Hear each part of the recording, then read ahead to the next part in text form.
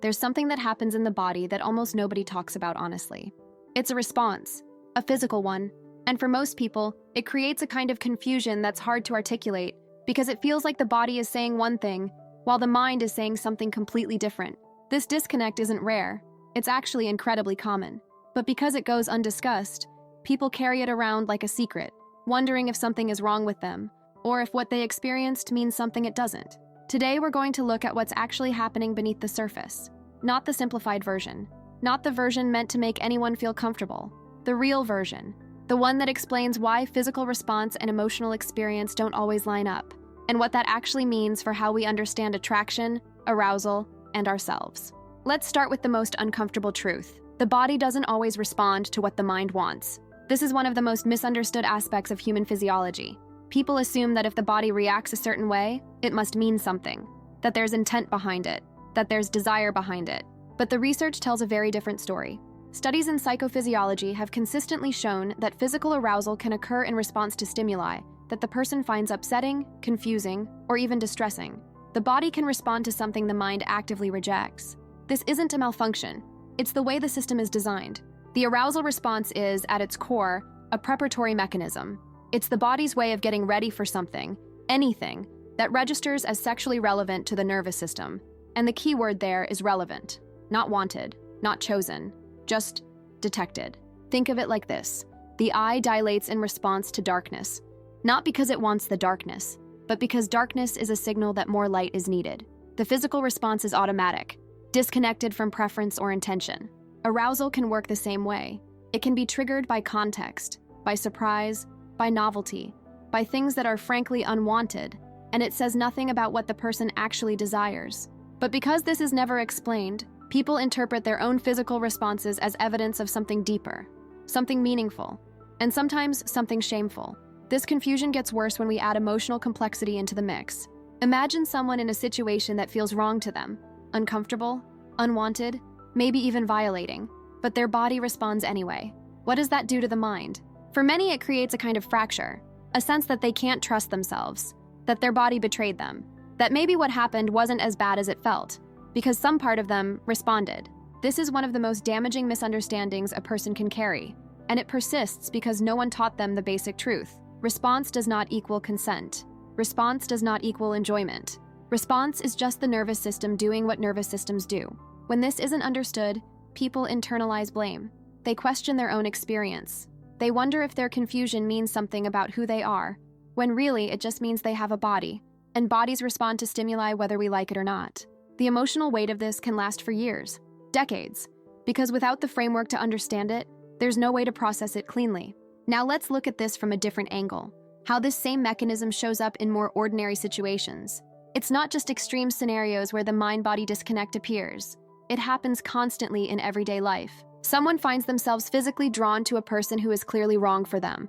The body responds with intensity while the mind is screaming warnings. The attraction is obvious. The incompatibility is also obvious. And yet, the pull is undeniable. This is the same phenomenon at work. Physical attraction doesn't run background checks. It doesn't evaluate long-term compatibility.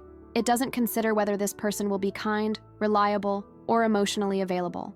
It just responds to cues that are often rooted in novelty, unpredictability, or a kind of dangerous energy that triggers the nervous system. And for many people, this creates a pattern of being drawn to the wrong partners over and over again, not because of poor judgment, but because the body's response system is wired for stimulation, not for safety. Understanding this doesn't make the attraction go away, but it does create distance between the response and the decision.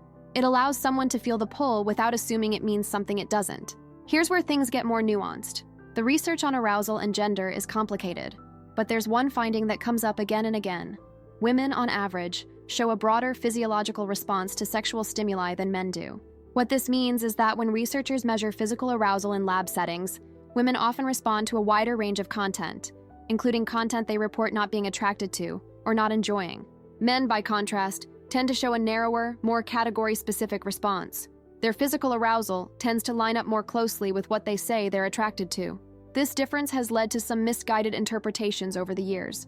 Ideas that women are somehow more confused or less aware of their own desires. But a more accurate reading is simply that the female arousal system operates on a different logic. It's not that women don't know what they want, it's that their bodies respond to a wider range of signals, independent of preference. The preparatory mechanism is broader, more sensitive to context, less tied to specific triggers. This doesn't mean the emotional experience is any less clear. A person can know exactly what they want emotionally while their body responds to something they don't want. The two systems operate in parallel, not in unison. Understanding this has real implications for how people navigate intimacy. When someone doesn't know that physical response can be disconnected from desire, they may push themselves to continue something that doesn't feel right, because their body responded, so they assume they must want it. This is particularly common early in relationships, when someone is still learning their own signals. They feel physical arousal and interpret it as attraction.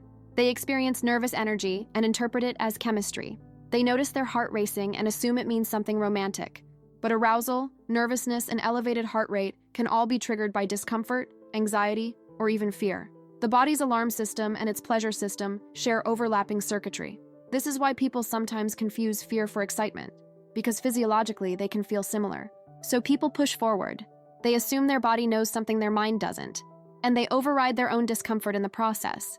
This is how people end up in situations they didn't want to be in, not because they lacked boundaries, but because they trusted a signal that wasn't actually telling them what they thought it was. There's another layer to this that rarely gets discussed: the role of memory.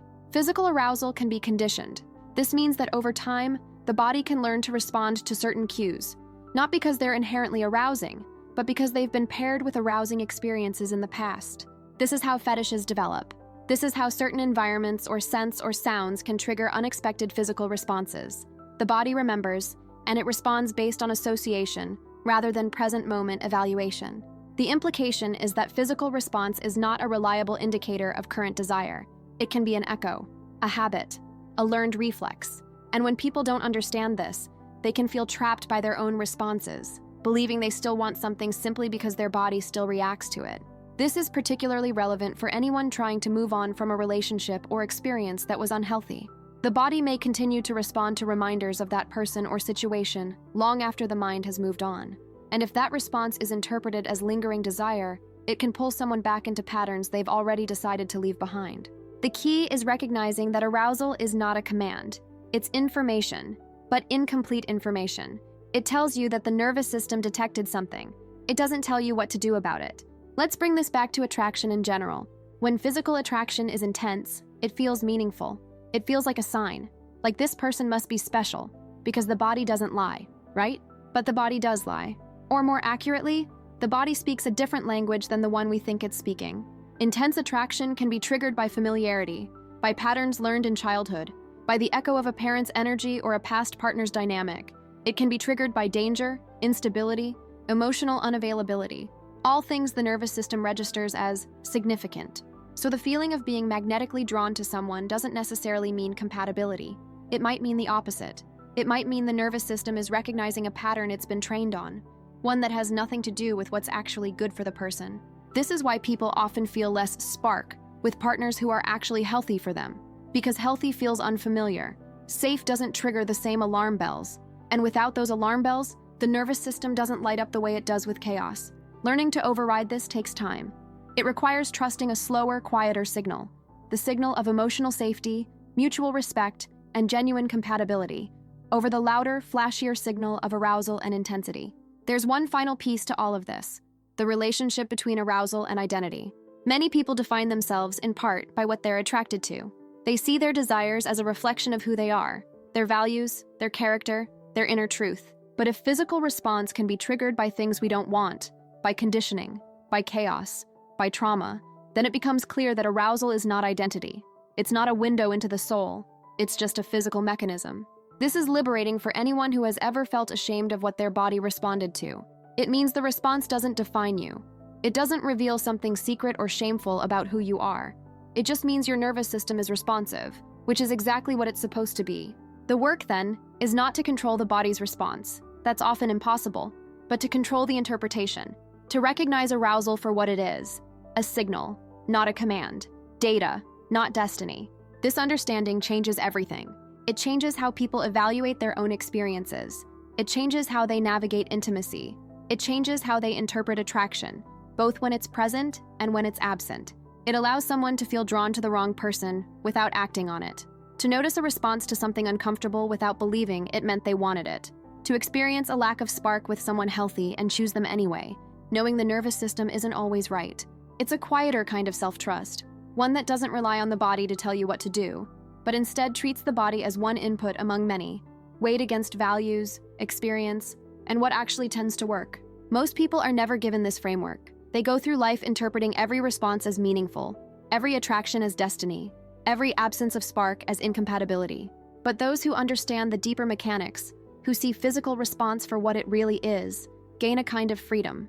The freedom to feel without being controlled, to notice without obeying, to experience the full range of physical response without letting it dictate choices. That's the real insight, not that arousal is bad or that attraction is untrustworthy, just that they're not the whole story. And the more clearly we see that, the better we navigate everything else. But here's where it gets interesting.